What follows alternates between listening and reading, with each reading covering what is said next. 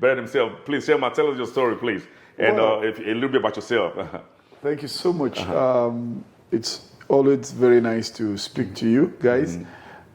Each time I come to the United States, I'm always very impressed to see that a lot of Nigerians are doing extremely well, and you're one of them. I'm very, very proud of you. Thank you. Thank you very much. Well, I'm in real estate, and I've been in this business for the past 32 years. Wow. We're one of the largest property developers in Nigeria, and we're based in Lagos particularly. And of course, our model of development is different a bit because what we do, it's very large scale development.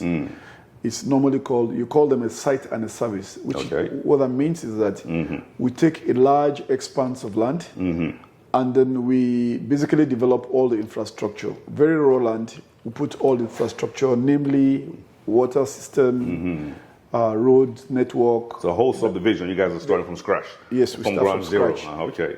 And of course, we sell some of the lots to some developers, upcoming developers, and of course we develop some of the land ourselves. But the important part of it, what we do is that we set standards.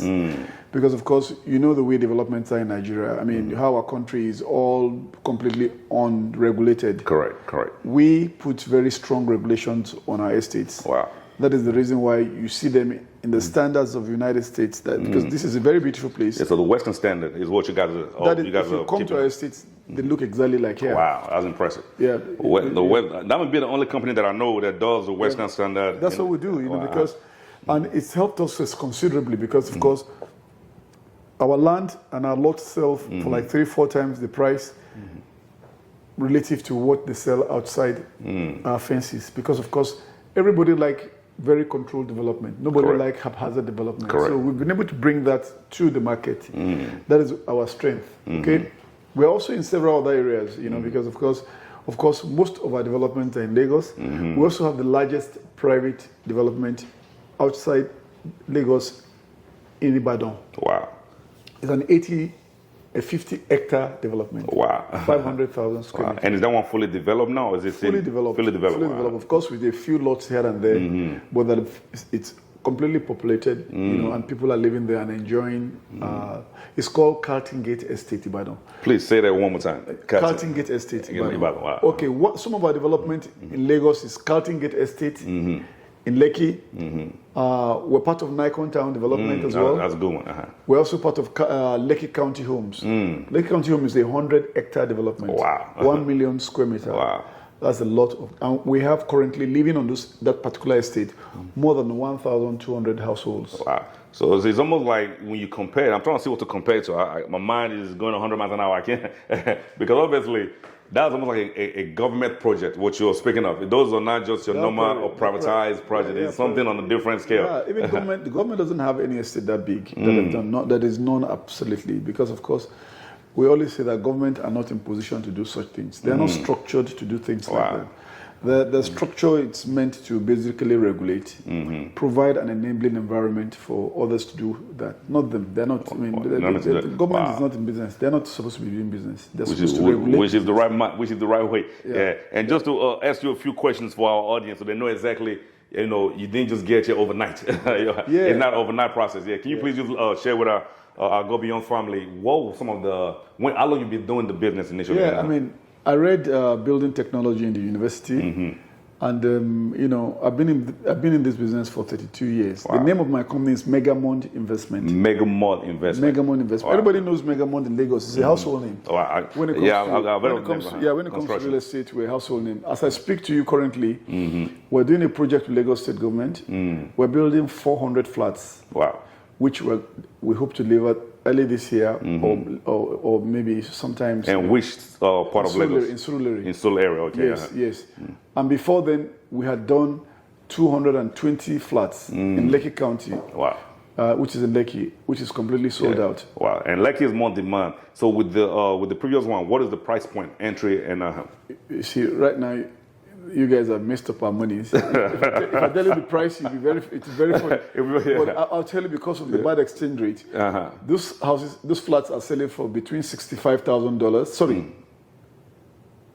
65 million to like 35 million naira. Wow. So I'll let you change that. Yeah, we can do the exchange rate. You guys can figure out the exchange rate behind the scenes. To 45 million, that's what they're selling for. And they're doing really very well because they're as good as any property anywhere in the world. They're well built. And of course, this is the right time to take advantage and buy properties in Nigeria because, of course, the exchange rate is in the favor of the guys who are in diaspora at the moment. Wow. So all of that will change. And very soon.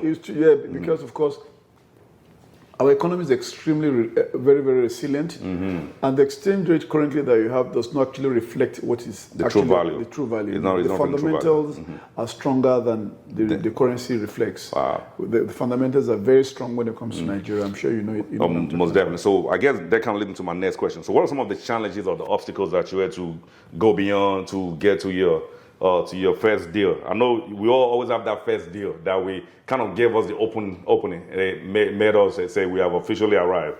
Okay. The truth is that, look, because Nigeria is a developing economy. Correct. I can say for free that if you're in that economy, opportunities will come because it's a green economy. I mean, there isn't much happening yet. So the truth is that we basically grew with the economy, you know, because I want to say, I mean, the story of private estate actually started with the Obasanjo government coming in. Before then, we only had VGC. And after that, I mean, we've had several other private estates. Correct. So the truth is that we grew with the economy. You know, we started with 2, 3, 4. As the economy was growing, we were growing up with it as well. So the truth is that if you sit in any business, consistently for a while, you are bound to grow with that business. If you don't make too many mistakes. That's enough to buy his book. He just gave you he gave you the keys to unlock to success. You see with the business, eventually you will get to the. But I guess the question kind of tied to that as well. So what kind of led you to now expand international as far as going to the UK? You're correct. We began to see a lot of fluctuation in our currency. And the currency started losing considerable value. That was what opened us out to want to develop, to want to invest outside. The return on investment in Nigeria is much, much higher than anywhere else. Oh, wow. But of course, when you look at the fluctuation in currency and the value of currency, that might not, that is the reason why we actually felt, look, let us also try and invest abroad. And also, by doing that, you learn other cultural, you get more skills and so on and so forth, technology transfers and so on and so forth. The trade secrets. So that's one of the reasons why we felt we should also try and do things outside. Wow, that was impressive. Very, very impressive. And I know, of course, I've been one of the chairman and one of the big guys in the country, because Nigeria is known worldwide as they are very intelligent, they are very clever. So do you have a team? Would you say you have a team that is under you that you can say you're selecting them, or everything is more backed, or you kind of micromanaging, or how's your structure? How do you set up that? Okay, between me and you, I mean, just like you've said, Nigerians are extremely skilled. They're very smart people and they're very educated. So a lot of what we do is mainly done by Nigerians, and they're all very young graduates who have considerable experience, and they're producing unbelievable projects. Wow. They're extremely brilliant. They develop themselves. Even though they're not widely traveled, but they're widely read. So they know what they're doing. We have our own team doing all those projects. Otherwise, without our own team, it would be very difficult, because if you rely on foreign teams, they overprice their work and they're not better in any way. Especially which you may be very familiar with, the China, the China population. They are they are trying to take away a lot of the contracts, the Chinese. But the truth is that it's unfortunate because the Chinese and several other people come to our country and think we're very stupid in the way they price their contracts. And it's because they're used to working with government. What they can do for $2, they'll be asking for $15 because they expect that there's so much corruption. But you see, it's, for me, I find it very, very, very, very silly. I mean, I did ask a Chinese contractor to quote for a bid for you.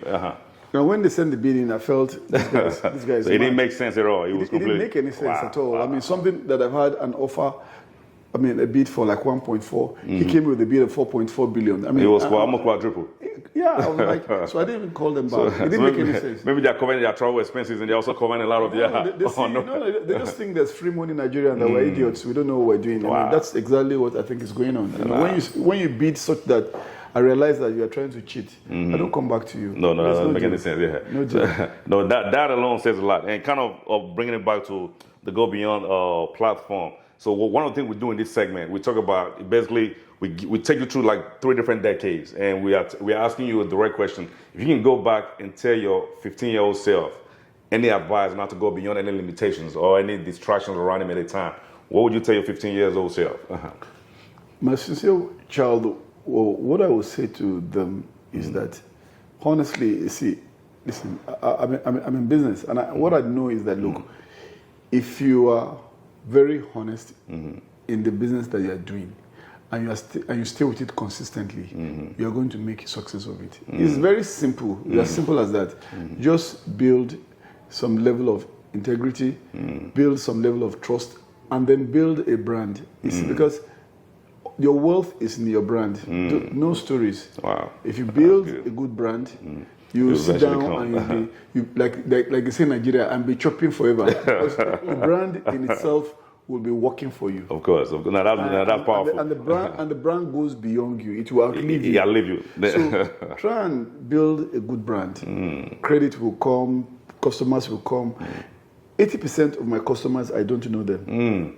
That alone says that you are no longer in the regular. I don't know them. So because if you can say 80% of your customers, you don't know them. Actually, 90%. They will even better. If you say you don't know, meaning you have elevated beyond. So you are almost speaking like a Steve Jobs or Tim Cook, because they don't know their clients, so they're on a different scale. I've been outside the country for the past 2 months now. Oh, wow, that's impressive. And people are doing business, and I may not go back for another month. Wow. So it doesn't mean anything will stop. The process is going on. So we're grateful to God for that.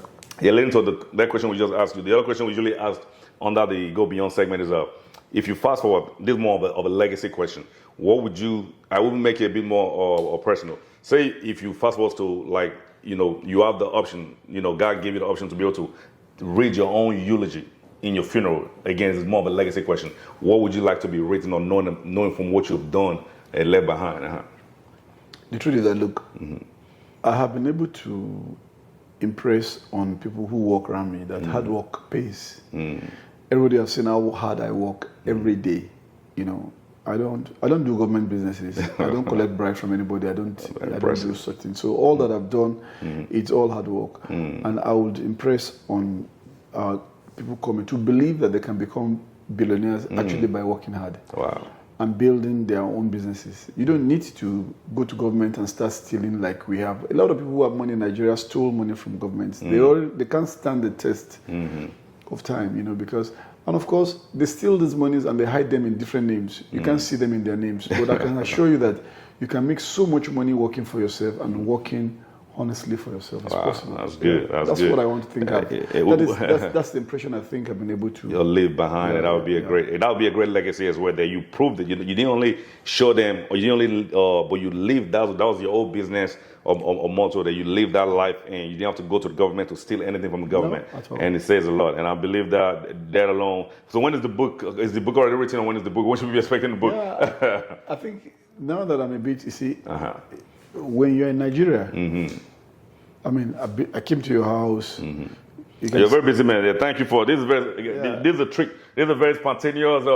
It was not. There was no pre-schedule. It's just he came to bless us. He said, "Let's do it." I'm like, So, Chairman, I'm very grateful. I came to your house, and one of the reasons why you're doing very well, you must understand, is that the environment where you operate allows you to do so much. 100%.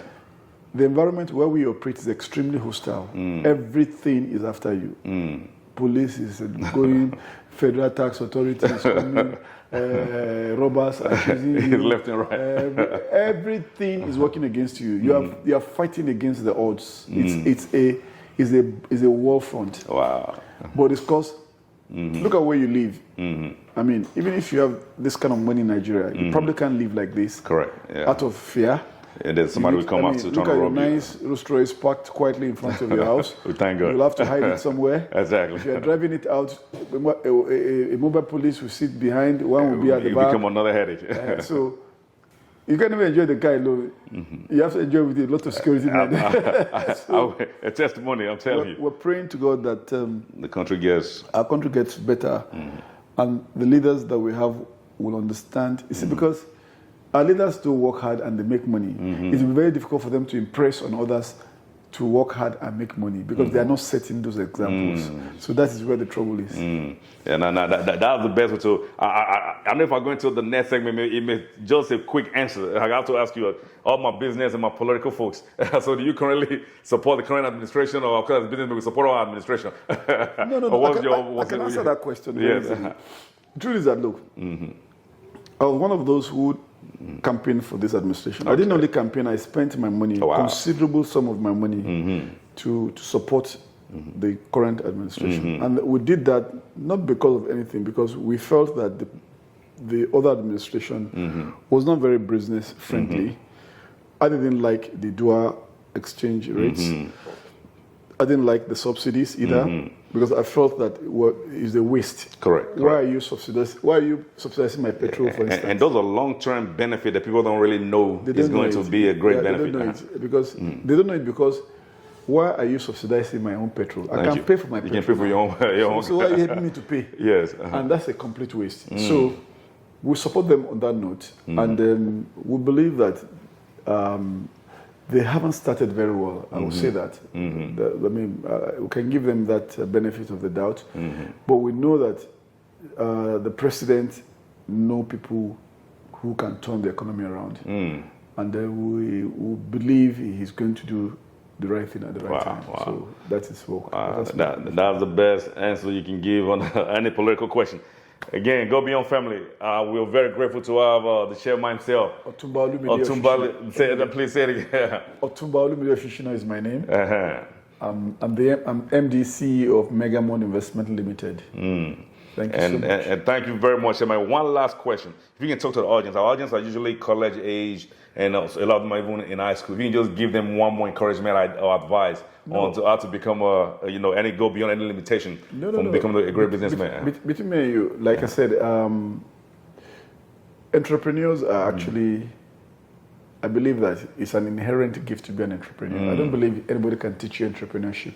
100%. It's an inherent gift. But having said that, you can also be successful without being an entrepreneur.